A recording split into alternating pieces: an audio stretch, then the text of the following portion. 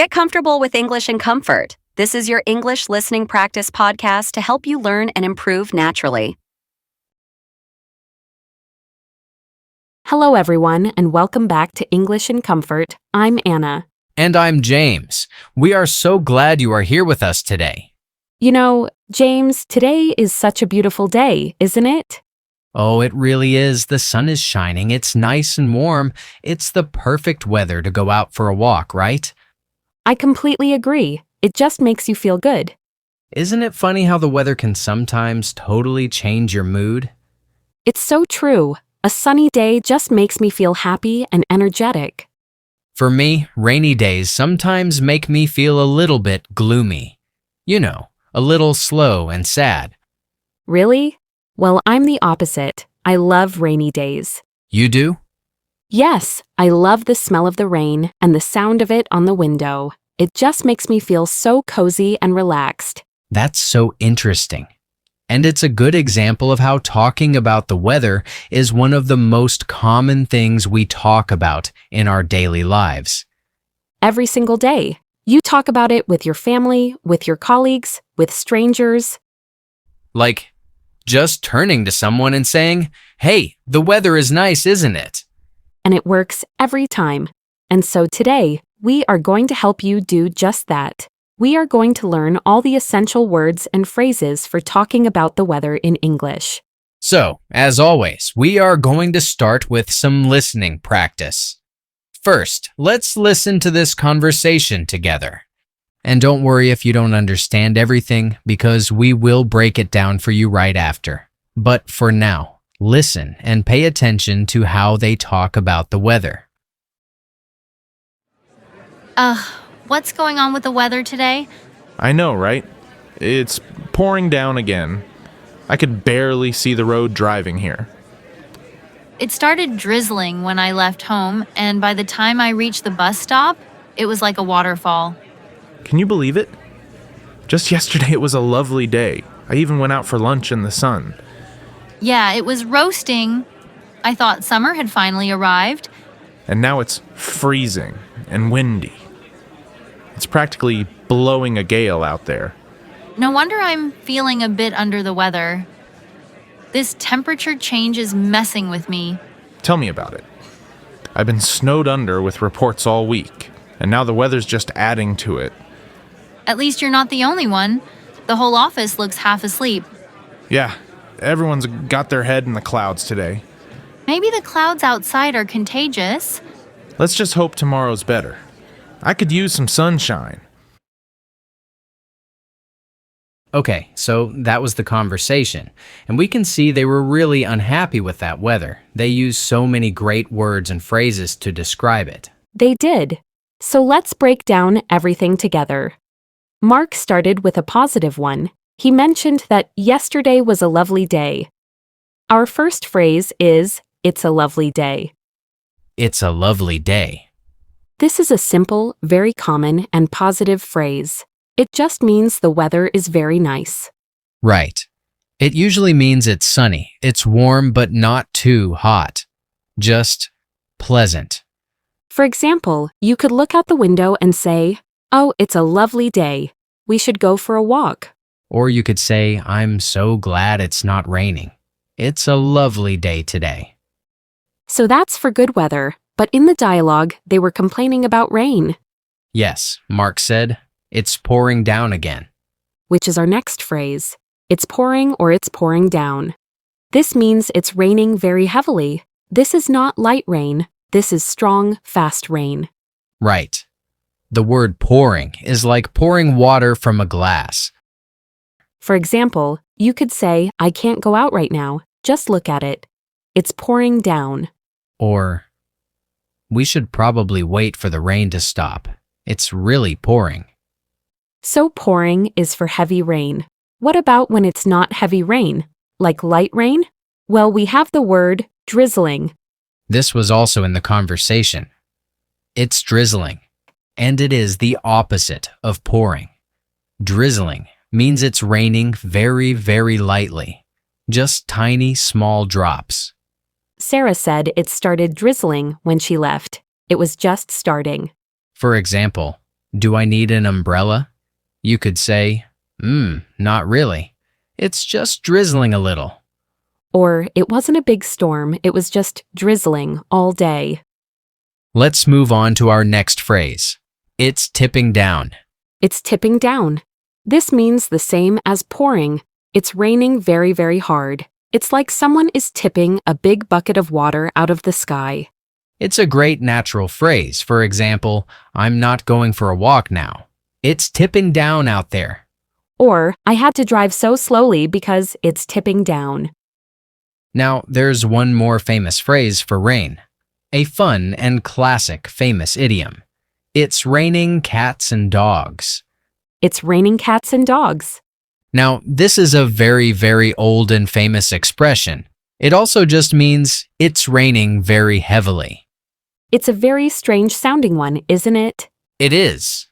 But you will hear it in movies and read it in books more than you will hear people say it in real everyday conversation.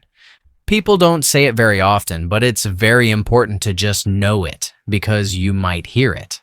Right? Someone might say, "Wow, look outside. It's raining cats and dogs." They just mean it's pouring. Okay, now that we covered phrases for rain, let's move on to the opposite. Hot weather. What's our first one for hot weather? Let's start with it's scorching. It's scorching. This doesn't just mean hot, it means extremely hot. The sun is so strong it feels like it is scorching or burning the ground. It's a very strong word. For example, you must put on sunscreen today. It's scorching outside. Or, I can't believe he's going for a run when it's scorching. We also have another word that means very hot, and this one is also very common. It's boiling. It's boiling. Just like boiling water in a pot. It means the temperature is so high, it feels like you are boiling. It's a very common exaggeration. For example, please open a window. It's boiling in this office. Or, I am not going outside. It's boiling today. That's exactly how I feel in the summer. And that brings us to the word Sarah used. It's roasting. It's roasting. This means exactly the same as boiling or scorching. It's just extremely hot, like you are roasting in an oven. Sarah used it in the conversation. She said it was roasting. Exactly. It's a great casual way to say you are very, very hot. So, we saw how we talk about rain and also extreme heat. Let's move on to our next word. This one is about wind. The word is breezy. Breezy. If it's breezy, it means there is a light, pleasant wind. This is usually a good thing, especially on a hot day. A breeze is a gentle wind. For example, it's a little hot, but it's breezy, so it's very comfortable. Or, I love sitting on the balcony when it's breezy. That's a lovely, comfortable feeling. And we have another phrase Mark used. It's blowing a gale. Blowing a gale. A gale is a very, very strong, powerful, and often dangerous wind. So to say it's blowing a gale means it's extremely windy. It's the opposite of breezy. Mark was probably exaggerating a little when he said practically blowing a gale, but it's a great phrase.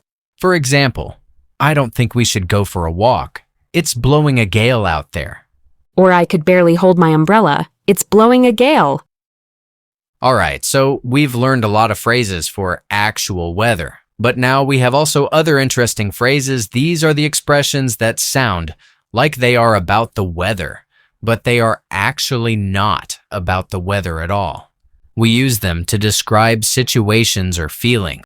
Let's start with the first one we heard in the dialogue. Head in the clouds. We heard this in the conversation. Mark said everyone in the office had their head in the clouds. Right. And it didn't mean they were floating. It means they were distracted, daydreaming, or not paying attention. For example, I didn't hear what the teacher said. I had my head in the clouds. Or he's a nice person, but he's not very practical. He always has his head in the clouds. What's our next phrase? This one was also in the dialogue. under the weather. Under the weather. When Sarah said she was feeling a bit under the weather, she didn't mean she was standing under the rain. This phrase means you feel a little bit sick or unwell. Not seriously ill, just not 100%. For example, I'm going to stay home from work today. I'm feeling a bit under the weather. Or you could say, you look tired. Are you feeling under the weather? Another phrase is steal someone's thunder. Steal someone's thunder. This is a very interesting one. Thunder is a big, loud sound. So, if you steal someone's thunder, it means you take the attention away from them, usually by announcing your big news right after they announce theirs. For example, I was about to tell everyone I got a new job, but my friend announced he was getting married. He totally stole my thunder. Or, she was giving a great presentation, but her boss interrupted and stole her thunder. And next, we have the phrase storm in a teacup. Storm in a teacup. A storm is very big and loud. A teacup is very small. So, a storm in a teacup is when people are very, very angry or worried about something that is actually very small and unimportant. Exactly. For example, my two colleagues had a huge argument about a pen. It was a storm in a teacup. Or, don't worry about the gossip. It's just a storm in a teacup. It will be forgotten tomorrow. Let's look at our next phrase. This one was also in our conversation. Snowed under. Snowed under. Mark said he was snowed under with reports. He wasn't literally under snow. No. This phrase means you are extremely busy with work. You have too much work to do, like you are buried under it. For example, I'm sorry I can't go out this weekend. I'm snowed under at the office. Or I have 3 big exams next week. I am completely snowed under with studying. And then we have the phrase, take a rain check. Take a rain check. This is a very, very useful and polite phrase. It's for when you have to say no to an invitation, but you want to do it in the future. Right. It's like saying, I can't this time, but let's do it another time. For example, do you want to get dinner after work? I'd love to, but I have to work late tonight. Can we take a rain check? It's a very polite way to refuse, and it keeps the friendship open. Our last one is feeling down in the dumps. Feeling down in the dumps.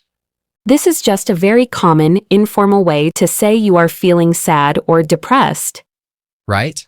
It's not a light, temporary sadness. It's a bit of a stronger feeling. For example, my friend has been feeling down in the dumps ever since he lost his job. Or, I always feel a little down in the dumps when my vacation is over. That's a great one to know. And with that, we have covered so many useful phrases for talking about the weather. We have. From sunny days to pouring rain, and even those funny idioms. That's it for today's episode of How to Talk About the Weather in English for your daily conversation. We hope it was a helpful lesson. And now, we have a question for you. How is the weather like over there? Yes, we would love to know. And also, what's your favorite weather? Are you like Anna and you love a cozy rainy day? Or are you like James and you prefer it to be sunny and warm? Let us know in the comments. We always love reading your answers. And for more English listening and speaking practice, phrases for daily life like these to use in your everyday conversation, be sure to subscribe to English in Comfort. Thank you for letting us be part of your learning journey. Keep practicing, keep improving, and take care, everyone.